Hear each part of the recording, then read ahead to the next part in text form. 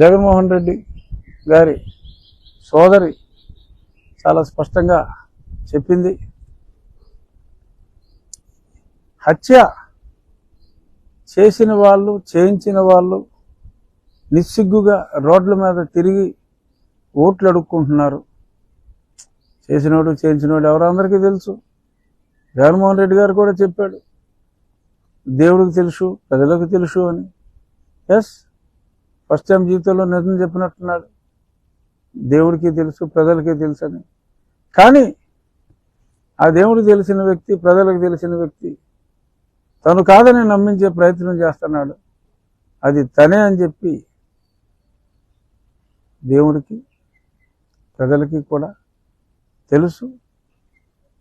చిన్నప్పటి నుంచి అన్నయ్య ఎంత దుర్మార్గుడైనా, ఎందుకనో పాపం ఆ పిచ్చితల్లి షర్మిలకి అన్నయ్య అంటే విపరీతమైన అనురాగం.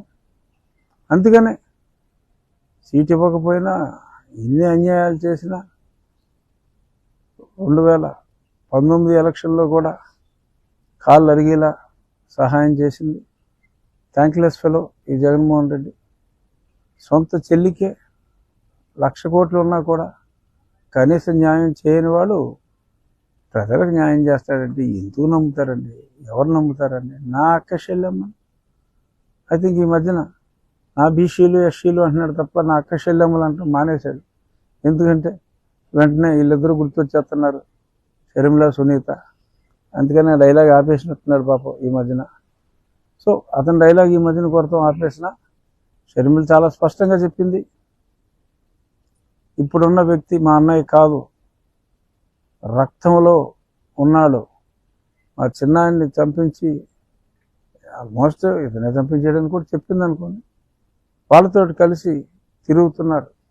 ఇందుకేనేమో ఇలాంటి రాక్షసుల మధ్యన కష్టం అని చెప్పి నన్నే ఎంపీగా ఉండమని చెప్పి చిన్నాయన అడిగితే, మరి అందుకనే చిన్నాయన్ని దారుణంగా చంపేశారని చెప్పి మరి తను చెప్పింది షర్మిల. అలాగే నిన్న సునీత కూడా నేను సిబిఐ ఎంక్వైరీ వెయ్యాలి అని అడిగిన తర్వాత నా మీద చాలా ప్రశ్నలు పెట్టాడు జగన్మోహన్ రెడ్డి.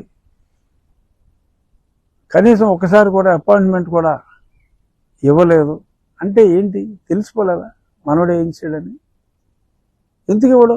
సిబిఐ ఎంక్వైరీ ముందు అతనే అడిగాడు. చంద్రబాబు నాయుడు గారు ఎంక్వైరీ తప్పించుకోవడం కోసం సిబిఐ ఎంక్వైరీ అడిగి డ్రామాలు ఆడి ఒక గ్యాగ్ ఆర్డర్ తీసుకొచ్చి దాని మీద చర్చించకూడదని. లేదంటే అప్పుడే ఐసా పైసా తేలిపోయేది. అతను కోర్టుని అద్భుతంగా వాడుకున్నాడు. అప్పుడు ఆ గ్యాగ్ ఆర్డర్ని వాడుకున్నాడు. తనే ముందు సిబిఐ ఎంక్వైరీ కావాలని చెప్పి అన్నాడు.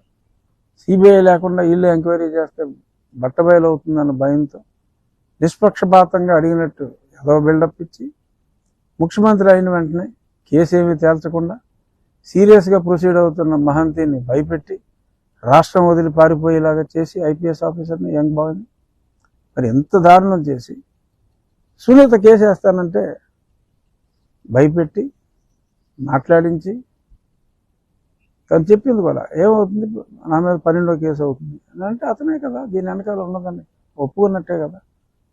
అవినాష్ బీజేపీలోకి వెళ్తాడని అంటే బీజేపీలోకి వెళ్ళిపోతే అదేమన్నా గంగ, అందులో మురిగిన వాళ్ళు అందరూ పునీతులైపోతారా అన్న ఉద్దేశం వచ్చేలాగా మరి అతను మాట్లాడటం జరిగింది. మరి ఎందుకని ఇంత ఇలా చేస్తున్నావు జగన్మోహన్ రెడ్డి అని సునీత ప్రశ్నించింది.